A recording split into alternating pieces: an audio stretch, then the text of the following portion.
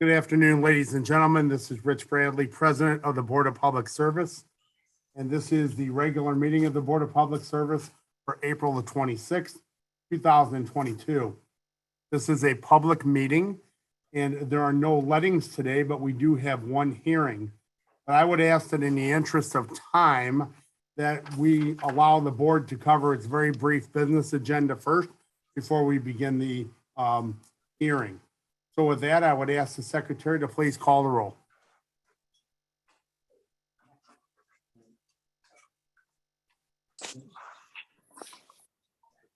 Director Davis,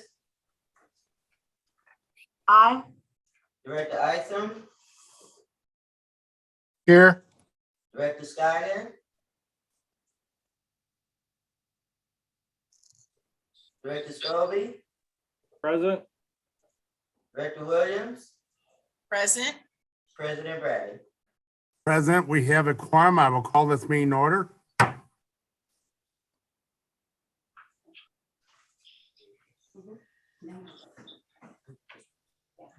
President, preliminary approval for letting number 8737 Cervantes Convention Center Expansion and Modernization, Project 1, St. Louis, Missouri. Addendum number 3, plans and specifications for letting number 8743 Convention Center Expansion and Modernization. Oh, sorry. Am I reading something? No. Convention Center Expansion and Modernization, Project 2, project number 2020-31-087, St. Louis, Missouri. Office of Special Events. Request the following be approved subject to certain conditions. 7 special events to be declared as festival zones. City Social Washington Avenue at Washington Avenue between 12th Street and 14th Street on April 29th, 2020 from 4 p.m. to 12 a.m. Setup will be April 29th, 2022 at 4 a.m. and teardown will be April 30th, 2022 at 2 a.m. The Great Shaw Get Together at Clem Street between the Taunton Street and Shaw Boulevard on April 30th, 2022 from 1 p.m. to 4 p.m. Setup will be on April 30th, 2022 at 12 p.m. and teardown will be at 5 p.m. Education Equity Fair at Kena Plaza on April 30th, 2022 from 8 a.m. to 3 p.m. Melting the Darkness at Locust Street between 8th Street and 9th Street on May 5th, 2022 at 7 a.m. to 10 p.m. Setup will be on May 3rd, 2022 at 12 p.m. and teardown will be on May 6th, 2022 at 12 p.m. Soulard Blues, Brews, and Bites at Lafayette Avenue between 8th Street on May 8th. I know it says May 11th, but it should be May 8th, 2022 from 11 a.m. to 8 p.m. Setup will be May 6th, 2022 at 12 p.m. and teardown will be on May 9th, 2022 at 2 p.m. People's Joy Parade at Michigan Avenue and Cherokee Street for a short parade in conjunction with Cinco de Mayo on Cherokee Street on May 7, 2022 from 1 to 3 p.m. Setup will be on May 7, 2022 at 11 a.m. and teardown will be at 3 p.m.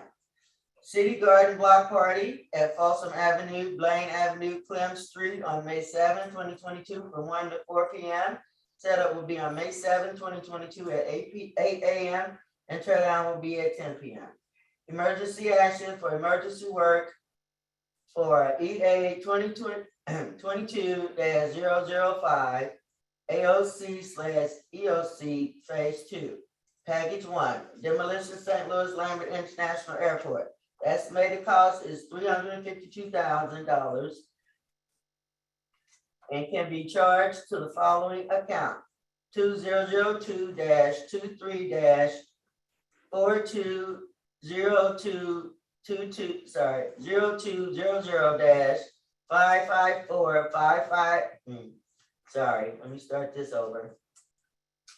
554-500-3225-0000-0000.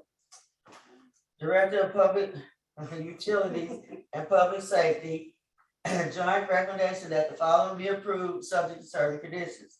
Application number 130837, request from Rankin Technical College to consolidate the parcels of land at 43, 53, 55, 59, 61, 63, and 69 Evans Avenue in City Block 3727.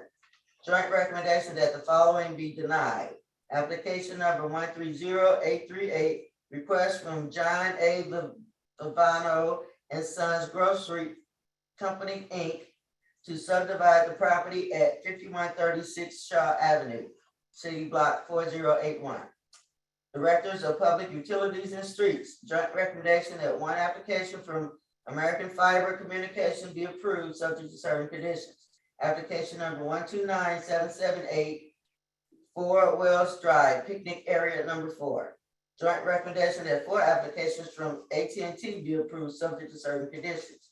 Application number 129769 at 4168 Manchester Avenue rear. Application 129771, 4402 Vista Avenue rear.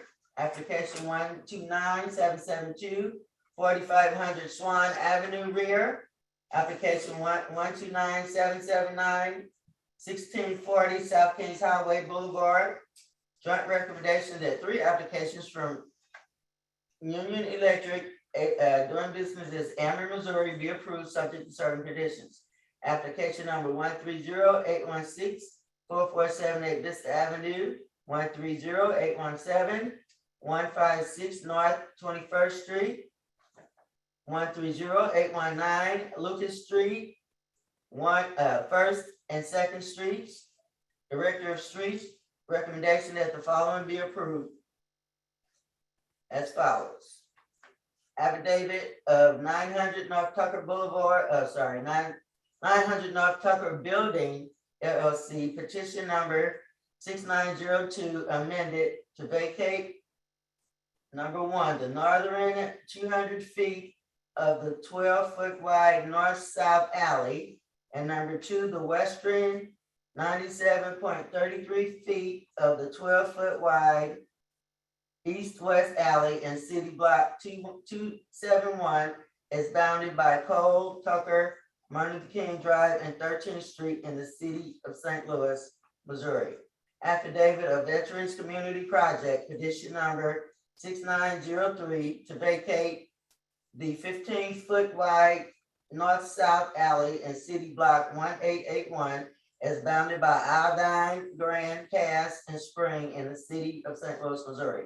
Affidavit of Upper League of Missouri, St. Louis, petition number 6913, to vacate the northernmost east-west alley in City Block 3787 is bounded by Dr. Martin Luther King Drive, Albert, Page, and Kings Highway, and also variable shape and width in the city of St. Louis, Missouri.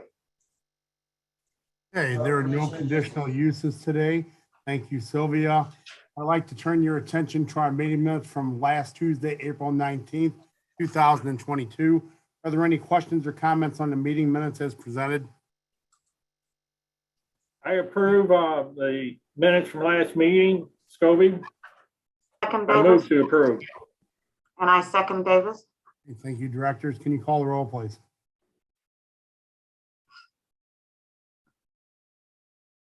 Director Davis, Aye. Director Isom, aye, Director Scoggin, Director Scobie, Aye.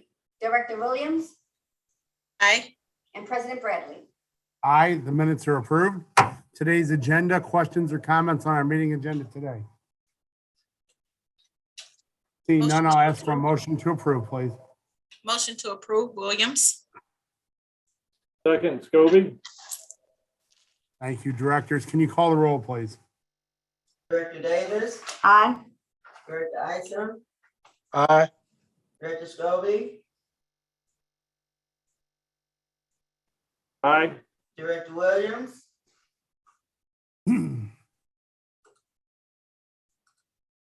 President Bradley. Aye, today's agenda is approved. All right, thank you. We will now move to our hearing for the schedule today.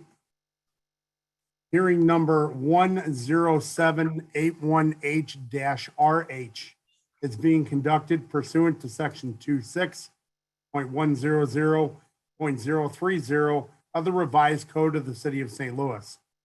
The purpose of this hearing is to determine whether to revoke the conditional use permit numbered as 107818 issued for Shell Service Station, CO Keith Hollis, to construct a commercial building for plans zoning only at 721 North Tucker Boulevard, as authorized by and subject to the provisions of section 26.80.010 and or 26.80.060 of the revised code, and subject to certain conditions. The parties have been notified of violations of the conditions of this conditional use permit in writing by certified mail, along with the posted notice of today's hearing date. The hearing has been convened in order to address issues surrounding conditions number 3 and condition number 5 of the conditional use permit, and those conditions in question are as follows. Condition number 3, all trash dumpsters should be secured inside a locked and screened facility. And condition number 5, the premise both inside and outside should be clean and free of all trash at all times. The Office of the Zoning Administrator has the burden to prove the conditional use permit conditions have not been complied with. After all evidence of the zoning administrator has been presented, the board will ask for additional testimony, if any, in support of the revocation. Then the conditional use holder will be given the opportunity to present evidence.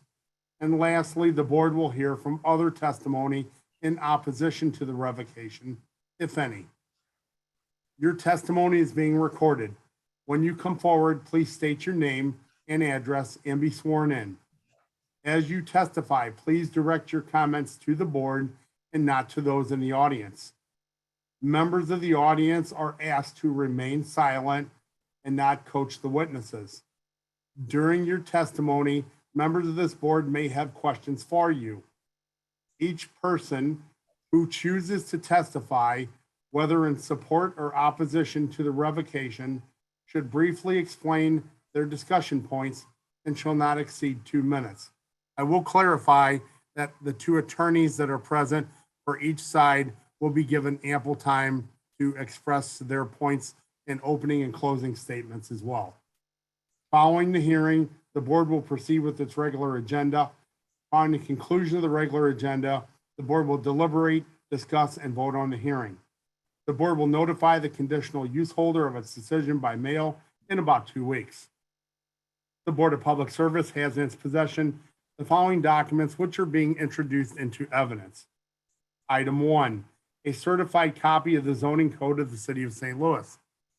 Item 2, the conditional use permit numbered as 107818 issued for Shell Service Station on July 1st, 2003 to construct a commercial building per plans zoning only at 721 North Tucker as authorized by and subject to the provisions of section 26.80.010 and or 26.80.060 of the revised code and subject to certain conditions.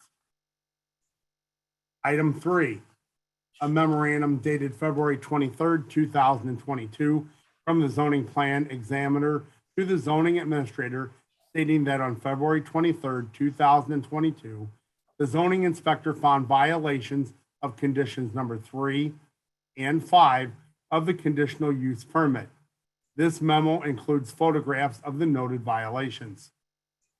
Item 4, a letter dated March 7th, 2022, sent to manager of Shell Service Station, 721 North Tucker Boulevard, from the board secretary warning of the violations of conditions number 3 and 5 of the permit that were found upon a recent site inspection and providing notice for today's hearing. Item 5, a letter dated March 7th, 2022, sent to Keith Hollis, CO, Shell Service Station, 50 South Bemiston from the board secretary, warning of the violations of the conditions of numbers 3 and 5 of the permit that were found upon a recent site inspection and providing notice for today's hearing.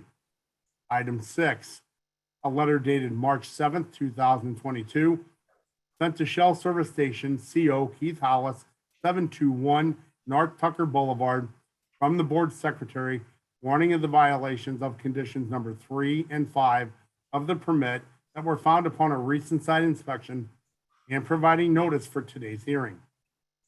Item 7, a memorandum dated March 22nd, 2022, from the zoning and plan examiner to the zoning administrator, stating that on March 22nd, 2022, the zoning inspector found violations of conditions number 5 of the conditional use permit. This memo also includes photographs of the noted violations. And item number 8, a copy of the public notice posted for today's hearing. At this time, the board asks the representative of the Office of Zoning Administrator to please come forward and be sworn in. Do you solemnly swear that the testimony you're about to give is the whole truth and nothing but the truth, so help you God? I do. Dylan Mosier, zoning section, room 400, City Hall. I was on site and conducted an investigation of the business this morning. I arrived on site at approximately 9 o'clock, and I was there for probably 10 to 15 minutes. I spoke to one individual who worked on behalf of the service station. Upon my investigation, I found no violations of any of the 8 conditions of conditional use permit number 107818.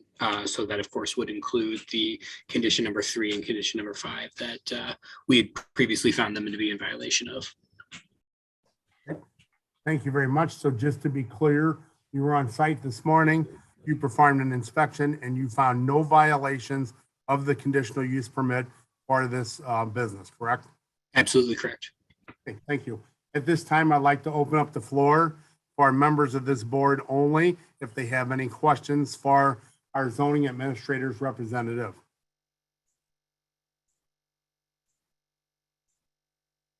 Okay, I don't see any hands up from any of the board members. I'm not seeing anything. If there's any of the board members who would like to ask a question, please speak now. Okay, thank you very much. At this time, what I would like to do is ask each of the attorneys to give a brief opening statement. And so we will start with Mr. Kistner.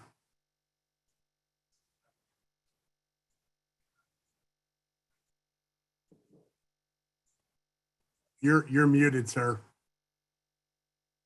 Mr. Kistner, you're on mute. I represent Alderman James Page, some of the neighboring property owners. Mr. Kistner, can you please raise your right hand so that I can swear you in? Yes, Do you solemnly swear that the testimony you're about to give is the whole truth and nothing but the truth, so help you God? I do. Thank you, Mr. Chairman. I represent Alderman James Page, who happens to be a nearby property owner and neighbor of the Shell station in question, as well as John Berglund, Dan Pister, and Matt O'Leary. I will refer to them as the neighbors, kind of collectively. I think that the evidence that will be presented today will show that the conditional use permit in question in 2003 never should have issued, for the reasons we explained in a memorandum that we submitted to the Board of Public Service this morning. I think secondly, that the citations that were found in the notice of violation letter that Mr. Mosier described just previously, that those citations are valid. Those are violations of the conditional use permit. I believe that the evidence will also show that multiple other violations of that particular, the stipulations, the restrictions on the conditional use permit, the evidence will show that those violations existed and have and continue to exist now. And furthermore, the evidence will show that the standards and requirements that adhere in the city zoning code with respect to any conditional use permit as set forth in 26.80.010E of the city zoning code have been violated by the Shell station and continue to be violated by the Shell station.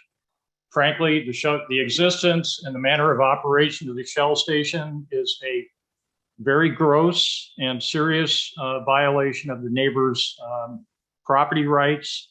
And we believe that the community interest requires that this board severely discipline the Shell station, and that the appropriate discipline, after the board considers all the evidence and the applicable standards that apply to the evidence in this situation, that the appropriate discipline is to either recognize that the permit never should have issued, and therefore that the Shell station can no longer continue under that conditional use, or alternatively, that because of the multiple continuing serious violations of law by the Shell station, that its conditional use permit should be revoked.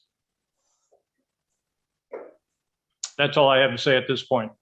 Thank you, Mr. Kistner. Mr. Emerson?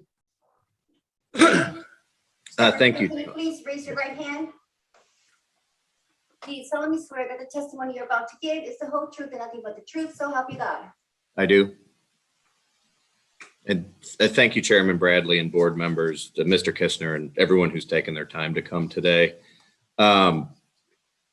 As the inspector just testified, he showed up today and found compliance with all 8 of the conditions in the permit that was issued. Additionally, I previously submitted to the board secretary a group exhibit, contains 81 separate photos that are date stamped. Some as recent, I think, as yesterday, all of them within the last month, that show compliance with all 8 conditions of the conditional use permit, and that the condition, because of that compliance, the conditional use permit should remain in full force and effect. To address the argument advanced by Mr. Kistner that the board did not have the legal authority to issue the permit in the first place, that fails as a matter of law, and that the zoning ordinances cited in their memorandum each ends with a phrase of "unless otherwise allowed within the zoning code," would then draw the board's attention to chapter 26.80.010, which specifically gives in subsection B, the Board of Public Service the authority to issue conditional use permits. And in section A, the purpose, and I'll just read it because it's brief. There are a number of uses that present unique problems with respect to their location and relationship with a potential surrounding land, with potential surrounding land uses. These uses are not allowed in a particular zoning district by right. However, they may be made compatible or appropriate by attaching certain conditions to their development. In reading the zoning ordinances in harmony, a conditional use permit is within the zoning code. It does allow for uses in districts that are not allowed by right, with specific conditions attached. That is exactly what happened in 2003 when this conditional use permit was initially, initially granted. I note that actually within, I believe it's Mr. Kistner's client's exhibit 17, there was a record made of a conditional use hearing on June 19th, 2003, in which the use was supported by the Downtown West Neighborhood Association, the 4th District Police, and a Kathy Woodard, who I believe at the time was an NSO for the mayor's office. So hopefully the board is not distracted by what I believe is a dilatory legal argument that it did not have the authority to grant a conditional use permit in the first place. If that were the case, my office, which is located on the hill, would not be allowed because everything on the hill is residential, Nothing commercial is allowed by right, and any commercial development on the hill or within the city that is not allowed by right operates on a conditional use permit. And for the board to advance Mr. Kistner's theory would simply just be contrary to the zoning code. I also would like the board to be mindful of the limited scope of the hearing today. It is convened pursuant to 26-100-030, pursuant to Section B, and applicable to our facts today. The determination that the board needs to make today is whether a conditional use permit with conditions that has been granted is in compliance with said conditions. The zoning inspector is the best evidence of that. He previously testified that everything is in compliance. And as such, the conditional use permit should be maintained. I would, I guess, preliminarily make an objection that I'll likely have to raise several times today, that the evidence be limited to compliance with the conditional use permit conditions, and that this not morph into some sort of a nuisance hearing that is not allowed under the ordinance for which we are here today. The bit of background: the neighborhood association and Mr. O'Leary, as a named plaintiff, did file suit against my clients in circuit court last year in July. Those nuisance issues are being litigated as we speak, and I don't believe this should be a forum for that. And I ask that, as such, the proceedings be limited to compliance with the 8 conditions. Thank you. Thank you, Mr. Emerson. Your motion has been noted, and the board will proceed with its normal protocol, which is allowing individuals to speak briefly and for approximately 2 minutes. And so that is how we will proceed. So at this time, what I would like to do is, Mr. Kistner, what I would like to do first is ask you to call each of your individuals who would like to speak. As you know who they are, they're limited to a brief testimony up to about 2 minutes or so. I would ask them to please be very respectful. If I give you the indication that you've spoken beyond 2 minutes, please yield the floor. And then when that is completed, I will ask if there's any additional support of this revocation. So Mr. Kistner, if you call your witnesses and ask them to be sworn in before they start speaking. You're muted, sir. I have a couple of questions, Mr. Chairman. I have a couple of exhibits as to which there may be no objection. You want me to handle that later with Mr. Emerson and in the city or BPS official who would speak to it, or do you want me to do that now? Yes, those exhibits can be submitted. Certainly, there's no issue with that, and you can submit those at a later point in time. Okay, but I may want to use them with a witness. You can certainly submit them now if you wish. Okay, thank you. I would like exhibits 17 and 12 through 16 and 22. Exhibit 28 and 30 to be admitted now. Dan, were you able to make note of those? You want me to repeat that? If you can repeat those, I've got to kind of work off 2 screens here. So yeah, if you can get, I got 17, and then what are the others? 12 through 15, 22, 28, and 30.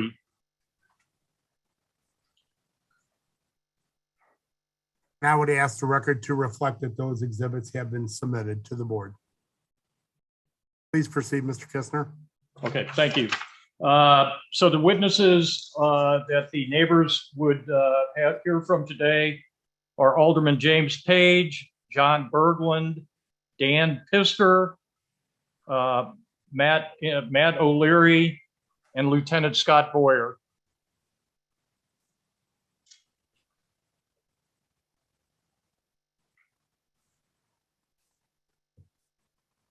That's fine. Go ahead and call your witnesses one at a time, and we'll get them sworn in. Okay, Lieutenant Scott Boyer, please. Sir, you're raising your right hand, please. Do you solemnly swear that the testimony you're about to give is the whole truth and nothing but the truth, so help you God? Yes, I do. Lieutenant, please introduce yourself to the board. And obviously, because of this 2-minute time limit, we're going to have to kind of move things along very quickly. Please try to just very briefly explain your background and why you've been called as a witness today in your estimation. I've been a policeman for the city of St. Louis for the past 31 years. I'm a lieutenant assigned to the bike unit, which is responsible for our 15th Street to the river, Cole to Shoto, basically. I got called today relative to 721. It is our primary location for calls for service. It's the busiest location within downtown for criminal activity on the premises. I have roughly, in the last 18 months, 553 calls to include 145 disturbances and fights, 6 shootings and 7 flourishings. I have been there myself on a few homicides and multiple overdoses. In that particular location, we have calls for service, obviously several a day, which requires 2 policemen to go to that location every time there's a call.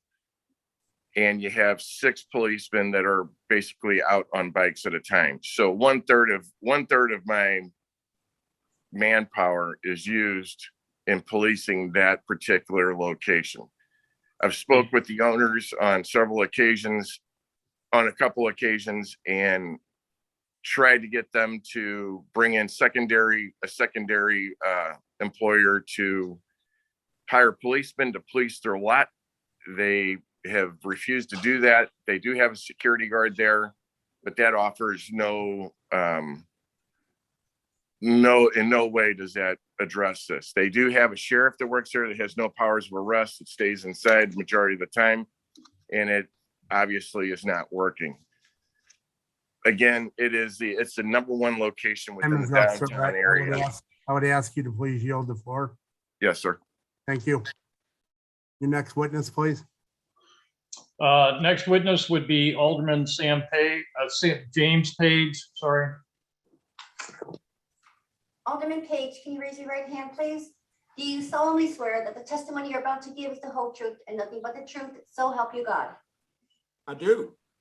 Alderman Page, bearing in mind the 2 minutes that you've been given, please explain who you are, where you live, what your knowledge is of the Shell station in question, and why it is that you think you have been called before this board to explain your knowledge to it today.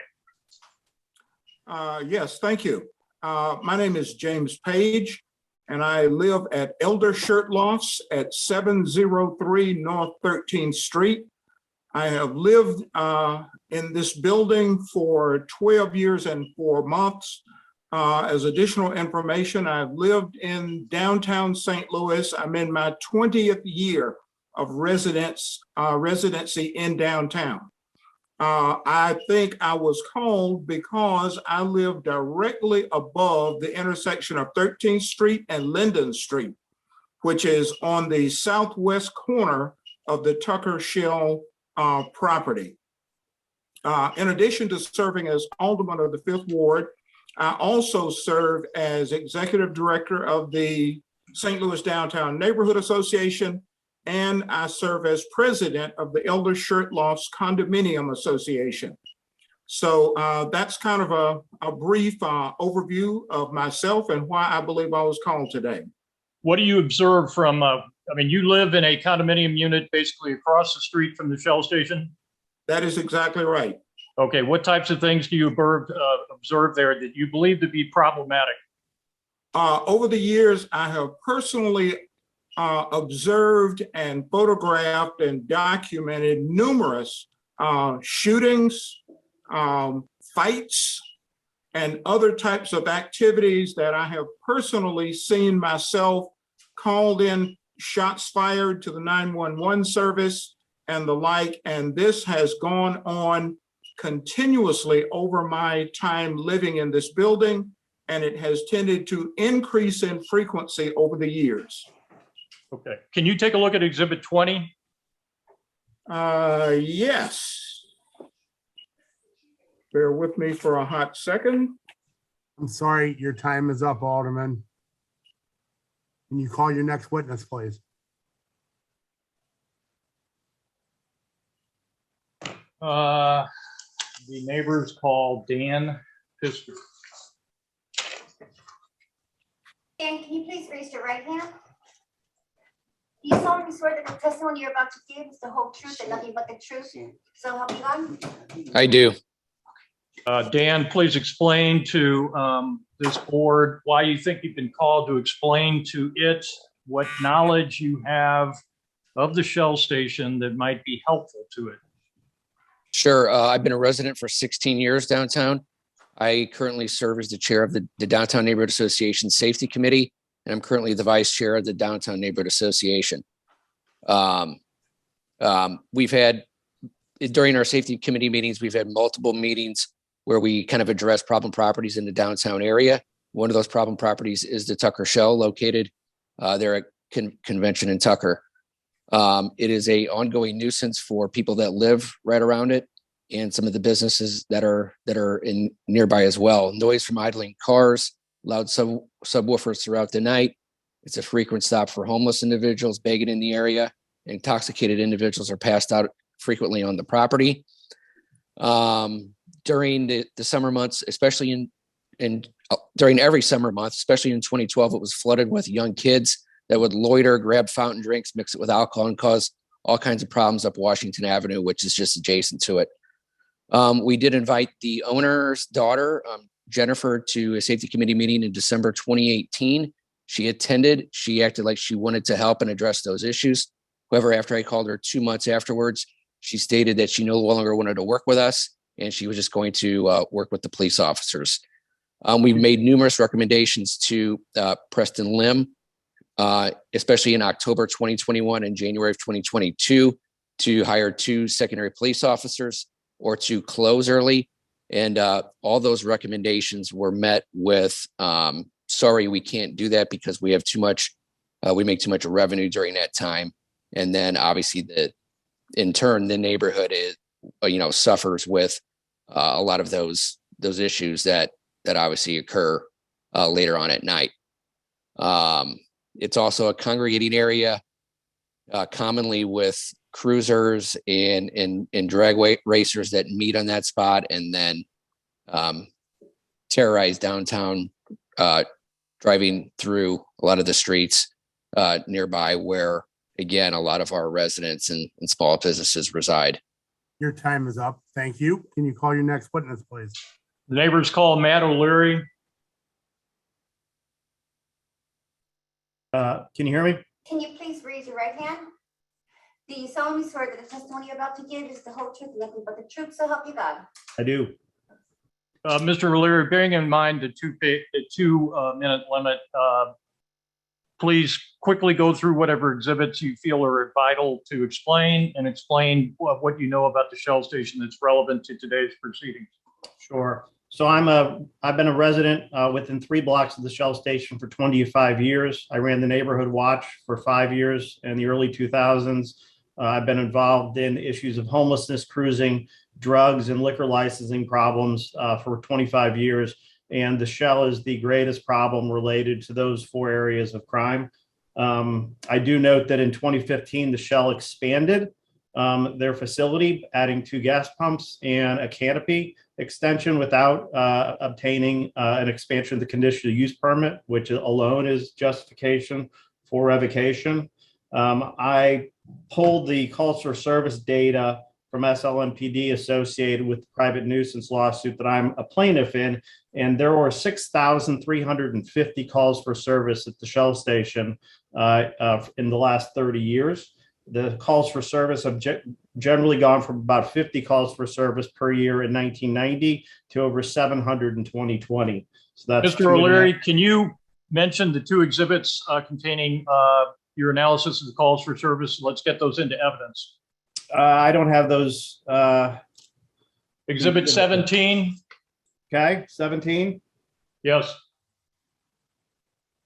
Let me finish up my testimony. So I've also documented 19 shootings at the Shell station in the last 3 years. The Shell has no control of their parking lot. It's an open drug market. And I do note that they only have a security guard 4 days a week and about 4 hours per day. It is the greatest nuisance property in downtown St. Louis and has been since New Life Evangelistic Center closed. Council, do you have those exhibit numbers? Exhibits 26 and 27. Let's get those in evidence, please. These are the documents, Mr. Bradley, that Mr. O'Leary described as creating from the calls for service. For the sake of time and efficiency, I would move that exhibits 26 and 27 with Mr. O'Leary prepared and which can be compared to the calls for service that are in evidence as exhibit 22. I would like exhibits 26 and 27 to be admitted into evidence and move on to the next witness. And let the record reflect that those two exhibits are submitted to the board for evidence. Please call your next witness. The neighbor is called John Berglund. Hi, my name is John Berglund. Can you please raise your right hand? Do you solemnly swear that the testimony you're about to give is the whole truth and nothing but the truth, so help you God? I do. I am the managing partner of the Starwood Group. We developed the Old Post Dispatch Building into the Square Building and have about $75 million of investment in the area. The Shell station is approximately 1 block south of our property. I've listened to the testimony of Lieutenant Boyer, Alderman Page, Dan Pister, and Matt O'Leary, and I agree with what they have stated, and I've seen it myself. Because of the issues that we've had due to the Shell station, we've had to increase our security beyond what we would have expected. Employees have been very slow to return to work, which I believe the Shell is a significant contributing factor, and we had difficulty leasing up our space. There's been harassment of people as they park across the street from our building to get inside. The significant property at the Globe building that you have is 1 block north of the Shell station. Is that correct? So I'm at the Old Post Dispatch Building. The Globe building sorry. is another property across the street. I am approximately 1 block to the north and across the street from the Shell, about a 2-minute walk. Thank you.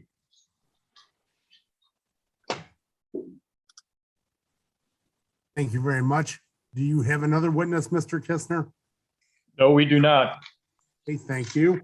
At this time, I would like to ask if there's anyone else who is in support of this revocation that wishes to testify, please come forward and be sworn in. I don't see any hands. Yes. Yes, I do. Okay. Can you please? Raise your right hand. clear- Thank you. Go ahead, Ray. Do you solemnly swear that the testimony you're about to give is the whole truth and nothing but the truth, so help you God? Yes, I do.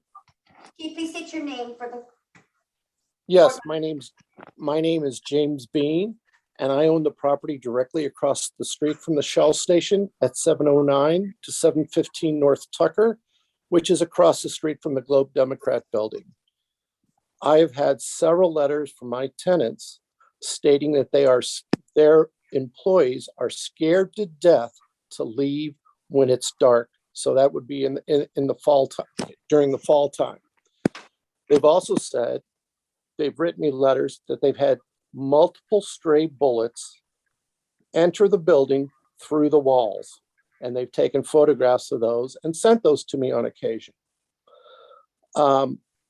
As well as the loiterers, the drunks that are, they said that they've had drunks on the stoop of the building. I don't know how often, but they've told me instances of that, and all the trash that's left all around the perimeter of the building. So I thought I'd let you know about that. And it's very disturbing. I've spent a lot of money renovating the building, and I'm blessed that I do have tenants, but they've all threatened to leave because of the crime at the Shell station. Thank you very much, sir. Sure. If there's anyone else present who wishes to testify, the noted conditions have not been complied with, please come forward and be sworn in. And if I don't see you, make my attention known so I know you're there. Okay, is there anybody else who needs to testify? Please speak out now. Okay, thank you. At this time, the board asks the conditional use permit holder to come forward and be sworn in. So, Mr. Emerson, my question to you is, Hey, given that they're going to make are you going to handle the conditional use holder, or is that individual here? I have Preston Lim, who is prepared to testify on behalf of the permit holder, and I will be turning it over to him. I did have a couple of things I wanted to kind of housekeeping record-wise, if I can do that now. Okay. In terms of the exhibits that were offered and entered into evidence, I would object to exhibits 12 through 15 as being beyond the scope of this hearing. Those are nuisance matters.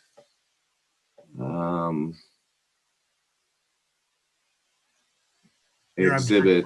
Your objection 20 is noted. Thank you. 15.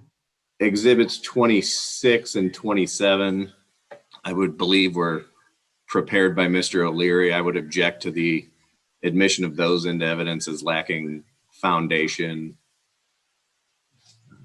Your objection is noted.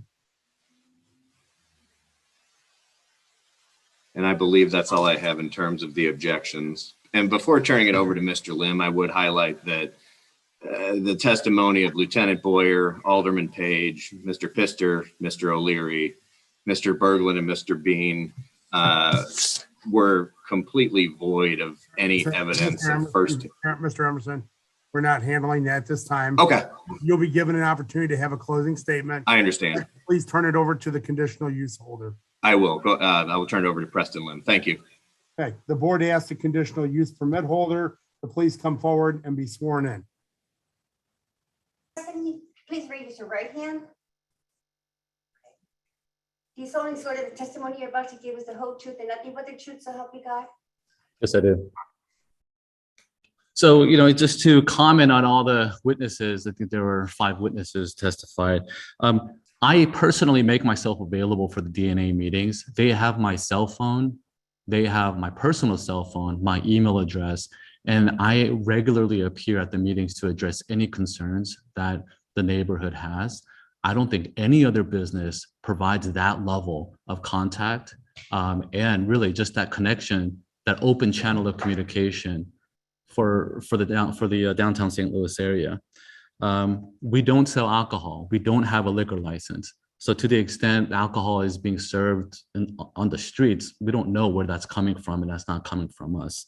We do have armed security. We also have secondary security. So despite the testimony that came on here, we actually work with the city. We have secondary scheduled throughout the week. Right now, we have Thursday, Sunday from 10 to 3, Friday, Saturday from 8 to 4. We actively work with city councilors. We communicate with them on a quarterly basis to try to do what's right for the community and what's needed. We're always adjusting, always doing something that we could do to the extent we could do them, and we're working with them. Downtown is a dangerous area. There are not enough cops around downtown, and they make that known in the DNA meetings. The police staff have just totally quit, and there's not enough police in the downtown area. So to blame the Tucker Shell gas station for all the crime, I think is unreasonable and unsupported. With regards to the extending of the permits or the extending of the canopy, we were provided permits for those, and everything was done legally, and there is no objections to that regard when it was installed. I also want to note that the St. Patrick's Center is right across the street, and they provide services for homeless people, including providing them with meals. So to the extent there are homeless people loitering around, the St. Patrick's Center's service draws them in, and they have nowhere to go. When they come onto the lot, we actually tell them to leave. We call the police, but the police can't even arrest them because they say if they do, they just got to release them back again. Your time is up, sir. Thank you so much for your testimony. Thank you. So at this time, Mr. Emerson will do what we did with Mr. Kistner. I will let you call any witnesses that you have first for opposition to the revocation. So please call them. They will have 2 minutes to speak each. Ask them to be sworn in by the secretary first. I apologize. I was moving from station to station. You're asking for us to call more witnesses if we have Yes. them? What I'm asking is if you have any more witnesses that you would like to call who are opposing this revocation, this is the time to do it. And I will let you manage that as Mr. Kistner did, Okay. noting that 2 minutes each per person speak and ask them to be sworn in first by the secretary before they start speaking. Okay. We don't have any additional evidence to present by way of testimony. I did email the board secretary earlier today and copied Mr. Kistner. We did submit, I believe it's going to be called a group exhibit A. It contains 81 different pictures of the interior and the exterior of the store that show recent photographic evidence of compliance with all of the 8 conditions within the conditional use permit. That will conclude the evidence that we plan to present today. I do have some argument to make, but I can either do that in a post-hearing filing or at the appropriate time. But we rest our evidentiary portion. Thank you very much. Well, at this time, the board asked if there's anyone else present who's opposing this revocation that wishes to testify, please come forward and be sworn in. And so please raise your hand, call my attention to you, make sure I see you. Is there anyone who is opposing this revocation that Mr. Emerson has not called on this call that would like to testify? Seeing none, what I would like to do now is give each of the attorneys an opportunity to have a closing argument, and then we will open it up for questions from our board members. So, Mr. Kistner, would you like to go first, please? You're on mute, sir. I have a request, Mr. Chairman. So the Shell station just introduced multiple photographs. That's fine, but there was no sponsoring witness. We would just like reciprocal treatment with respect to our exhibits 1 through 11, which are photographs. No problem with his photographs if we do that. I to the extent it's necessary for the record, Mr. Lim took those photos. I could briefly recall him to lay the foundation, but I'm okay. If Elkin's pictures get in without that and mine get in without that, that's perfectly fine by me and would possibly speed up the proceedings. So however the board wants to handle it's fine with me. We'll let the record reflect that those photographs have been introduced into evidence to the board. So please proceed with your closing statement, Mr. Kistner. Yes. So basically, when this board issued the conditional use permit in 2003, we believe that conditional use permit included within it the standards set forth in section 26.80.010.e. And without getting into a detailed discussion of what those standards are, they basically are designed to ensure that the particular conditional use, which of course is not a use as a matter of right in the particular neighborhood where the proposed use is to be conducted, but they're intended to basically balance this proposed use, which is not a matter of right, with the interests of the community. Those standards that I just recited basically relate to being a good neighbor. So it's not just the written stipulations that are attached to the conditional use permit in 2003 that we believe are germane to what the board is going to do based upon the evidence that has been adduced today.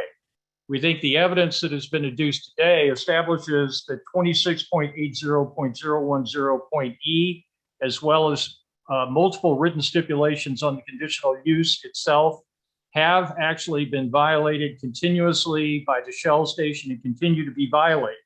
Mr. Lim himself indicated not so much that these things don't exist, but that the Shell station is ill-equipped or unwilling to do those things that are necessary to make this particular Shell station a business in a neighborhood which may have certain problems, but in order to be there, that business has to take on the responsibility to make sure that it is not acting as a congregating or accelerating factor with respect to the nuisance and crime problems in the neighborhood. It simply is unwilling to do that. Noticeably absent from Mr. Lim's testimony is in effect a response to what Lieutenant Boyer or Matt O'Leary testified to, and Alderman Page and Dan Pister too, which is that you need to actually hire real secondary off-duty police officers with the power of arrest during most, if not all, of the business's hours of operation. That needs to be part of the business model of this particular gas station and convenience store in that particular neighborhood. Otherwise, you have exactly what the neighbors and this community have experienced, which is that the Shell station acts as an aggravator with respect to what can be some difficult conditions in the neighborhood already. The police force cannot be expected to provide to the #1 nuisance center in the downtown neighborhood a private security service, which that Shell station should build into its business model. It simply has been unwilling to do that. And because of its unwillingness to do that and to cooperate with the neighbors and the city of St. Louis, its conditional use permit should be revoked. Thank you, Mr. Kistner. Mr. Emerson? Thank you, Chairman. I think Mr. Kistner grossly mischaracterized Mr. Lim's testimony. I recall him testifying that they have licensed they're law enforcement officers. I think they come from surrounding municipalities in conjunction with working with the cities, with the city councilor and the problem properties division. We are still trying to refine it based on recommendations from the city and the police. But there are 2 armed, uniformed law enforcement officers paid for by the Tucker Shell who I don't know if they have power of arrest, but they are to patrol the interior and exterior of the store and do their best to be a deterrent to the crime activity that is rampant in downtown. And, for some reason, everyone wants to point the finger at Tucker Shell for all of that. I didn't hear any evidence from anyone who testified in support of the revocation, stating that they had knowledge of any of the violations of any of the 8 conditions in the conditional use permit. To the contrary, the zoning inspector testified that there was compliance.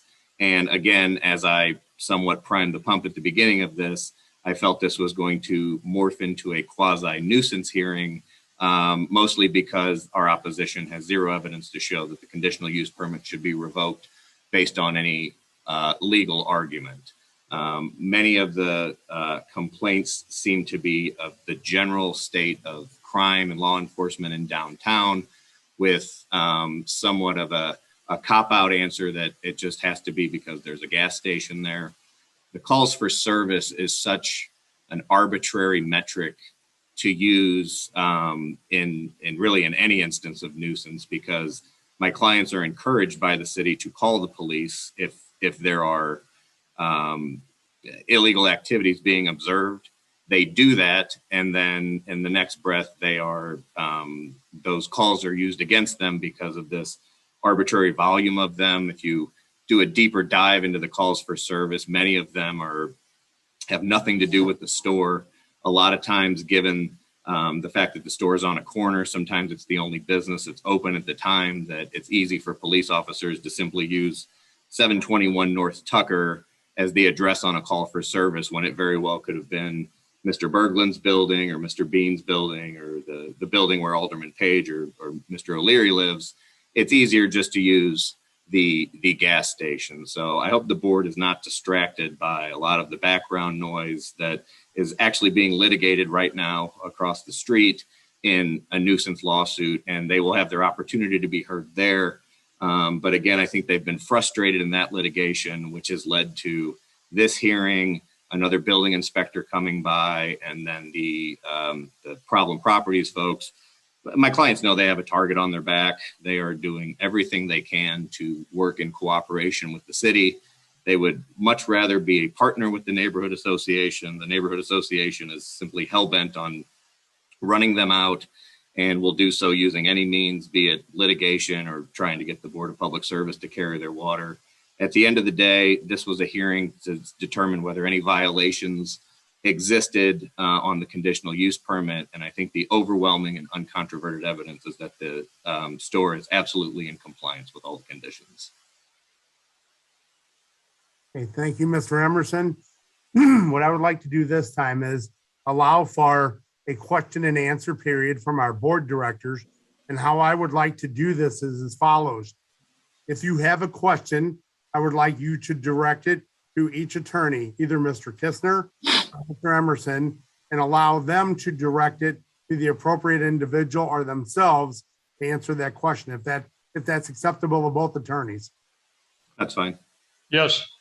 Okay, so I open the floor up for any questions from any of our board directors.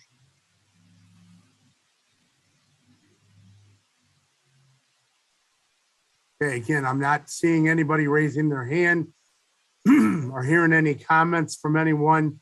So one more time, I will ask, any of our board directors have any comments, questions they'd like to make? Now is the time for either of the attorneys.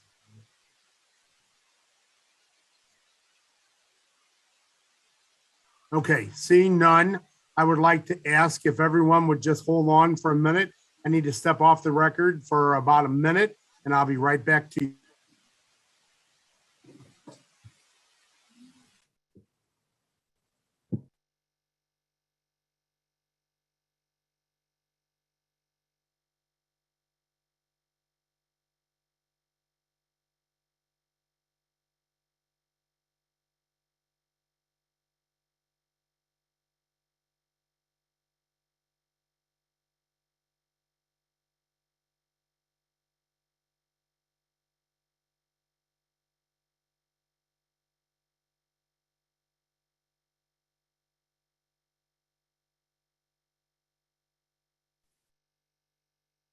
Okay, thank everyone for your patience today.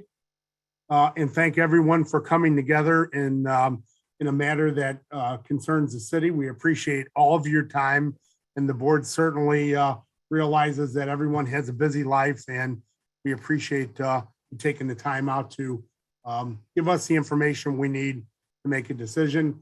The matter concerning hearing number 107-818RH is now closed and submitted, and the board will now begin to deliberate on this matter. What I would ask is that anyone other than board members, please mute yourself. You are not allowed to be a part of this deliberation. So I would please ask you to be respectful in this matter. So board members, hearing number 107-818RH for 721 North Tucker, the Shell service station. Today, we heard from a number of individuals. First of all, we heard from our representative of zoning administrator's office, who performed a site inspection today and has verified that 8 conditions of the conditional use permit are all in compliance. We heard from Mr. Kistner, who is in representative of the individuals for the revocation, and he called each of his witnesses, and there were a couple of others beyond that. They talked about many different things concerning the facility itself, and they submitted some documents into evidence. We also heard from the conditional use permit holder today, and he stated his case. And then finally, we heard from Mr. Emerson, who was a representative of the conditional use permit holder in opposition to the revocation, and he as well submitted evidence to the board. Both attorneys were given sufficient time to make an opening statement and a closing statement. And so now I'd like to open the floor from any discussion from any of our board members concerning this revocation hearing.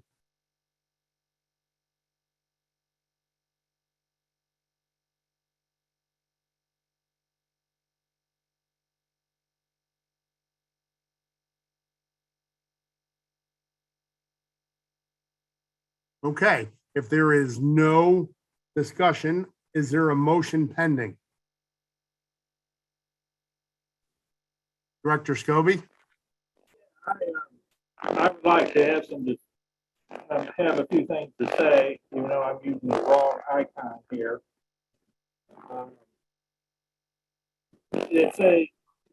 I heard the testimony here, the real issues that are going on at this location.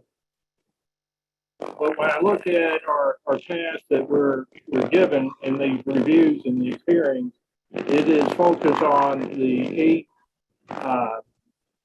conditions. And from what I've heard and seen from the inspection today, that they are in compliance with the 8 conditional conditions with the permit. And that's what we can address here and now. And it's Mr. Bradley, President Bradley, I think that we're not the last word on this, right? Can be appealed to zoning. Is that correct? Yes, sir, that is correct.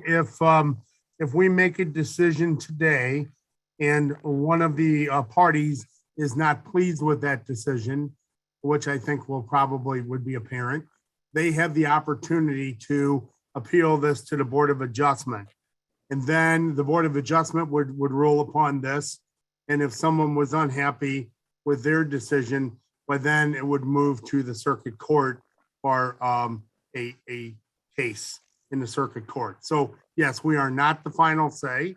But again, I would ask you to please consider, and make an appropriate decision. Then I would like to make a motion not to revoke the permit. Second, Davis. Have a motion on the floor from Director Scobie not to revoke. And we have a second from Dr. Maddie on that same motion. Is there any further discussion on that motion before we vote? Seeing none, I would ask the secretary to please call the roll.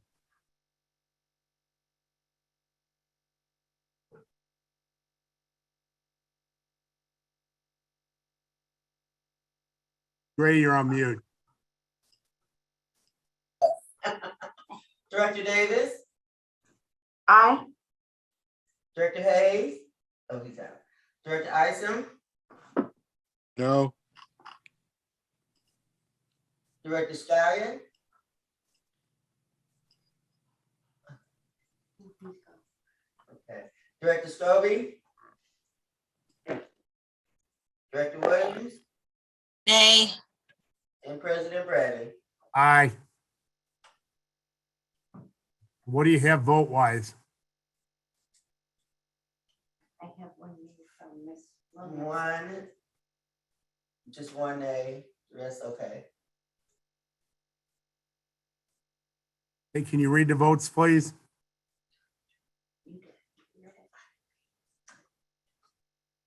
Miss Director Williams is the one who said nay. I could not hear Director Davis. We were muted, and she was. Isom is nay too. And Right, and I Dr. believe Isom. I believe what we have is we have Isom nay and Director Williams nay, correct? Yes. Yes. Okay, any other nays? And I believe we have Director Scobie as aye, we have Director Dr. Maddie as aye, and myself as aye. Is that correct? Yes. Okay, so that is a 3-2 vote, and therefore the permit is not revoked. All right, thank you, ladies and gentlemen. I would ask at this time, are there any further comments from any of our board directors? Seeing none, I'll ask for a motion to adjourn, please.